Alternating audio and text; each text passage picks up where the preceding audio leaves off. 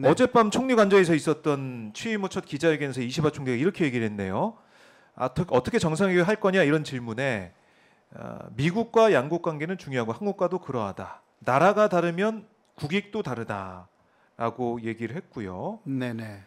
신뢰 관계를 높여서 우호를 심화하는 것도 중요하지만 무엇을 위해 회담을 하는지 사전에 설정돼야 한다. 네네네. 각각이 국익을 바탕으로 얼마나 진지하게 논의해 어떤 성과를 얻을까가 중요하다. 이렇게 얘기를 했어요. 네네. 분명한 목적이 있는 회담을 하는 걸 강조했네요. 예. 그런 면에서는 네. 그 국익이라는 면에서 한국의 국익도 생각한다라는 이야기이기 때문에 각자 이제 국익이 있을 거다라는 그렇죠, 생각하면서 그렇죠. 들어간다는 거죠. 그러니까 그런 면에서는 지금까지의 뭐 아베부터 시작해가지고 기시다까지만 해도 한국의 국익을 무시를 했어요. 사실상 그런 면에서는 조금 친일보 물론 결과가 어떻게 나오는지는 우리가 알아야 되겠지만 네. 그러니까 그런 면에서는 한국 정부가 윤석열 정권이 네. 국익을 얼마나 챙기느냐라는 그렇죠. 부분이죠. 예. 일본이 그렇게 어떤 면에서는 양보를 하고 있는데 이쪽의 국익을 내세우지 않고 맞아요. 일본의 국익을 계속 따진다면 큰 문제가 되겠죠. 지금 이시바 총리 말을 들어보면 각자 가지고 있는 국익에 대한 생각이 다 다르니까 주장에 그렇죠. 뭐 요구해. 그럼 네. 우리도 생각해 볼게. 이 정도까지 나왔는데 그러니까요. 윤석열 정권은 중요한 건 일본의 마음이라 이렇게 얘기하니까. 그러니까 일본 쪽에 그 시각에서 모든 것을 제한하면 일본은 그게 한국의 국익입니까?라고 해서 사실상 100% 일본의 국익인데 그런 식으로 갈 우려가 네. 현재까지의 윤석열 정권의 행보를 보면 많이 우려가 되는 부분입니다. 네. 걱정됩니다.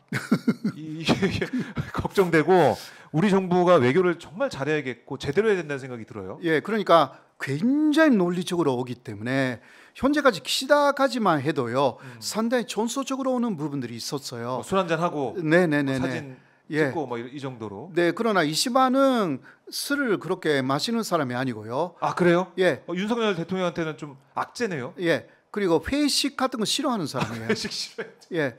그러니까 좋아하는데. 그러니까 내부에서 예. 뭐 전에 이시바빠라고 있었거든요. 예, 스무이면 예. 전도였는데 지금은 뭐 해제됐지만 이시바빠 사람들이 안 회장님 오늘 회식 하시겠습니까? 네, 네. 할 때는 이시바가 회식 같은 거 왜 해? 그런 식으로 아니, 그런 것보다 예. 우리 생각해야 되는 거 공부해야 되는 거 너무 많은 거 아니냐고.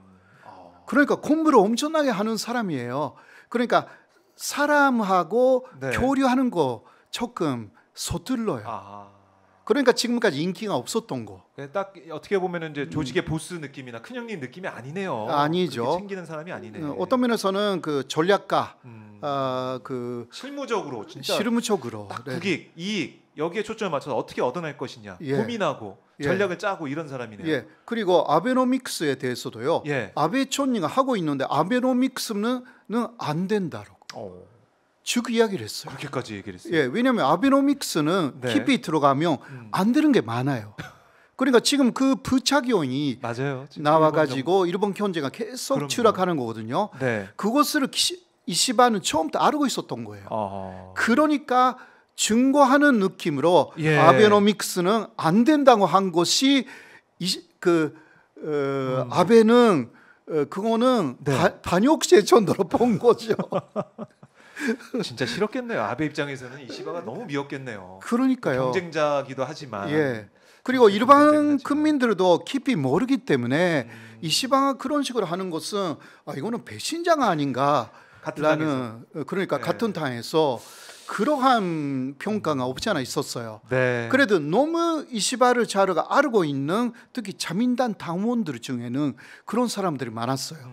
그러니까 당원들의 인기는 높았던 거죠. 예.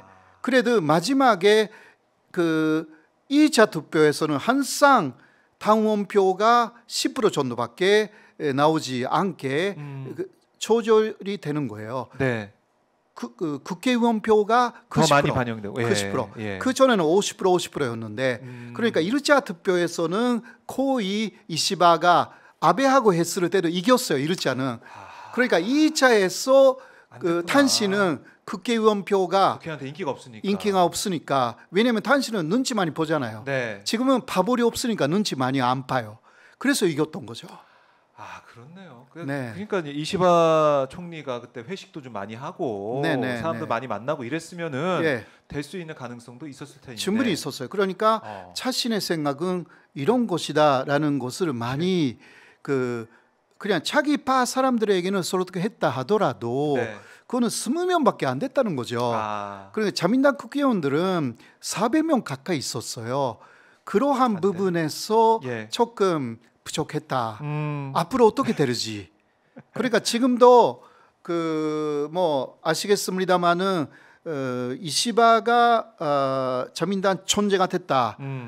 그때는 갑자기 일본 니케이 주가 오. 지수가 폭락했어요. 맞아요.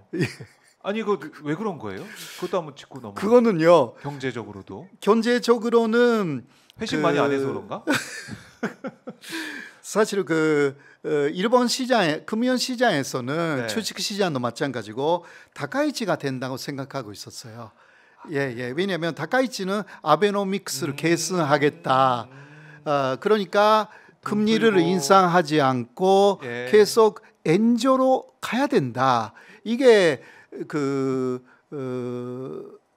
거기 다카이치의 생각이었고, 예. 네, 계속한다. 그리고 또 아소오빠는 하나 남았잖아요. 네. 근데 아소오가 말했습니다. 음. 나는 다카이치를 응원하겠다. 음. 그러니까 아소오빠 50명 정도는 온다고 생각한 거죠. 아하. 예, 그러니까 거기 배팅했군요. 예. 시장에서는. 그러니까 2차 결선 투표에서 다카이치가 이기겠다라고 생각한 것인데 나머지 100명 정도가 다 넘어갔으니. 예, 이시바 쪽으로 간다라는 네. 생각을 안 했으니까 좀 올라갔어요. 아하. 그런데 오후에 이시바가 됐잖아요. 네. 그래서 실망. 그 하루에 폭락했어요. 아이고. 하루 안에. 야, 그러니까 시장에서는 예. 엔저가 계속 이어지면서 네네. 뭐 엔캐리 이 네네네. 자금을 계속 쓰면서 예. 이 자본시장 입장에서는 싸게 돈 빌리면 좋은 거니까요. 네, 맞습니다. 엔저 유지가 되길 바라고 있었는데 이시바 총리는 어쨌든 뭐 금리 인상 가능성도 열어두고 있고 예, 그런 이야기를 임금도 했고. 올리고 뭐 이런 예, 얘기를 그러니까요. 하고 있으니까. 네, 이시바의 이야기를 또 그거 쭉 보면 네. 일본 경제를 전산화하겠다라는 데는 이대로 엔저라든가 계속 돈을 풀어서 아베노믹스로 하면 일본 경제 망하거든요. 사실. 근데 거기까지 이해하는 일본인들이 많이 없어요. 지금까지 주가도 일단 올라갔고 그렇죠. 그렇죠. 유지했으면 좋겠다라는 생각. 그러한 부분. 그러나 이시바는 아하. 이대로 가면 안 된다라는 차원에서 예. 금융 긴축이라는 이야기를 한 거예요. 근데 그러나 그렇게 하면 그 금융 시장은 혹은 그 주식 시장은 크게 더 반응하기 때문에 네. 그래서 일단 이시바를 이해한다면 좀 그 뭐라 그럴까 여러 가지 면에서 네. 일본 경제적인 지표도 그렇게 흔들리지 않게 될 것이다라고 말하고 있어가지고요. 장기적으로. 현재는 그러니까 아카자와라는 사람을 경제 최선상으로 임명했습니다. 네. 그 사람은 그러니까 이시바하고 약간 반대 입장 사람을 임명했어요. 그러니까 시장한테 좀 예. 봐라. 금방 불안해하지 금리 마라. 인상하지 않겠다. 그러니까 일단 생각한 거죠. 네, 이런 네. 사람을 하지 않으면 똑같은 이야기를 하면 또 계속 폭락되니까. 그렇죠. 예, 그래서 우려 예. 때문에. 그러한 사람을 두 사람 정도 넣었어요. 아. 예, 이러한 부분이 있어서 흥미롭네요. 예, 그러니까 일단 그 내각을 만들 때는 여러 사람들의 의견을 듣고 그런 식으로 했다라는 그런 것을 알 수가 있고 전략적으로 이것도 내각도 예. 출범을 시킨 거고. 그러니까 이시바도 갑자기 그렇게 폭락한 것에 대해서 네. 금방 금리를 인상한다는 이야기는 아니다라고 또 후퇴를 했어요. 이 경제적으로도 참 여러 가지 파장을 있습니다. 줄 수밖에 없는 상황인데, 자 그럼 중요한 건 우리 이제 정부의 대응, 우리 그렇죠. 대통령의 대응, 외교 아니겠습니까? 맞습니다. 지금까지는 어떻게 평가를 하시고 앞으로 어떻게 된다고 보세요? 지금까지는 아무래도 네. 뭐 사실 이것도 한미일 관계 그것을 그 한미일 군사 동맹으로 격상시키기 위해서 한일 관계를 개선한다라는 게 목표였다고 저는 생각해요. 네. 네, 그 한일 관계 개선이 이쪽의 주장을 완전히 첩고 일본 쪽의 주장을 모두 수용했다. 네. 여기에 문제가 있는 거죠.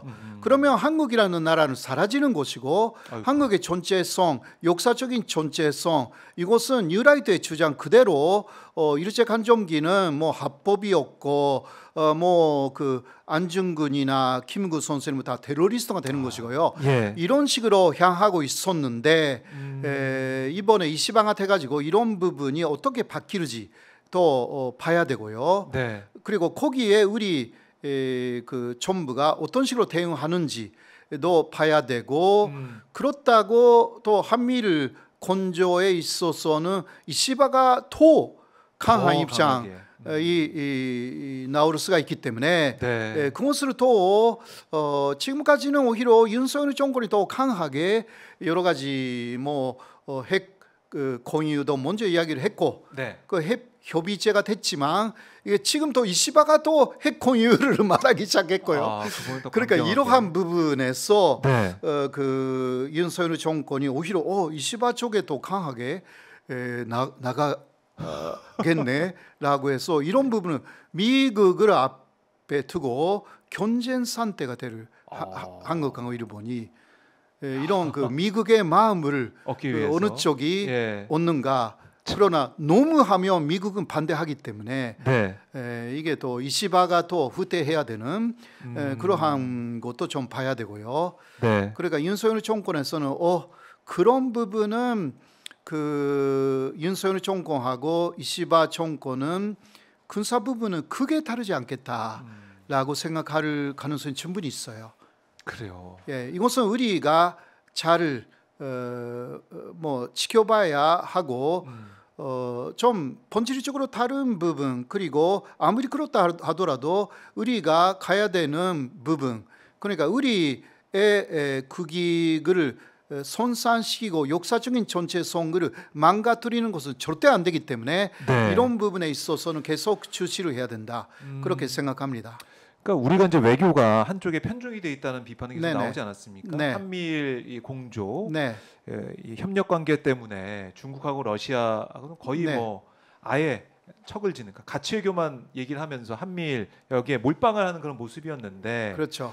이걸 계속 우리가 유지를 해 나간다라고면 일본과의 관계나 국제적으로 또 어떻게 될까? 네. 총리가 이제 바뀐 이 시점에 일본 총리가 바뀐 시점에 우리 정부 외교가 지금처럼 나가게 된다면 결국에는 손해 보는 건 우리 국익 손상만 있는 맞습니다. 게 아니냐. 이런 우려가 있는 건 사실이잖아요. 네, 그렇죠.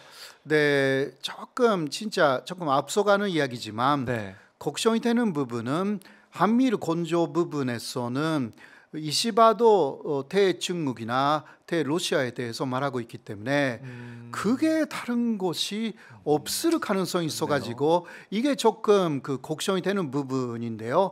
그런 면에서는 그 미국 대선이 어떻게 될지 트럼프가 되면 또 바뀌기 때문에 그렇죠. 트럼프가 그렇죠. 되면 러시아의 관계가 또 좋아질 수도 있으니까. 네네. 헬리스가 아직 다 된다라는 보장이 없다고 합니다.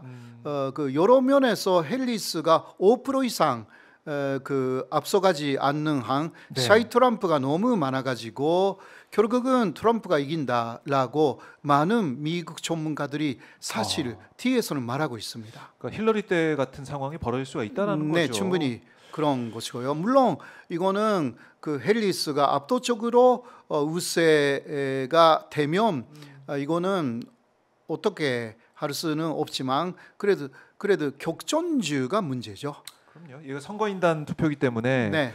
이게 참 우려스러운 부분이고 격전주는 아직은 모르겠습니다. 아직 다른 데는 처음부터 다른 데는요 나눠져 있는 거예요. 공화당, 그 민주당, 우리가 여러 지역에서 나눠져 있는 거하고 비슷한 부분에서 그러니까 서울을 어디가 그 가져가느냐라는 싸움하고 비슷한 것 같아요. 격전지. 맞아요. 수도권 우리는 표심이 중요하듯이. 그렇죠. 미국은 격전지가 어떻게 될지 봐야 될 것 같고. 네, 맞습니다. 결국 중요한 건 아까 이시바 총리도 어제 기자회견에서 얘기했듯이 국익을 어떻게 관철시켜 나가냐 지키느냐 이 부분인데 네. 과연 우리 정부는 뭘 국익이라고 생각하고 있느냐 이걸 우리 국민들이 잘 따져보고 네. 우리 정부에게 대통령한테 얘기를 해야 되는 거 아니겠습니까? 맞습니다. 윤석열 대통령의 생각이 우리 국익 일본 마음은 중요하게 생각해 맞춰주는 거야 이러면 안 되잖아요. 그거는 그러니까 본심이 나온 그 이야기였다. 뭐 김태호 1차장의 발언 자체가 네네. 그러니까 일본의 마음이 중요하다라는 것은요. 뭐 실언이 였다고 해도 그거는 너무 큰 실언이고 항상 그러한 마음이 있으니까 나오는 이야기 아닐까. 그러니까 한국의 국익을 생각할 때도 일본의 마음에 맞춰서 한국을 생각한다라는 그런 해석밖에 없잖아요. 그때 그 이후에는 일본이 그런 사과할 마음이 없는데 계속 요구해서 뭐 합니까?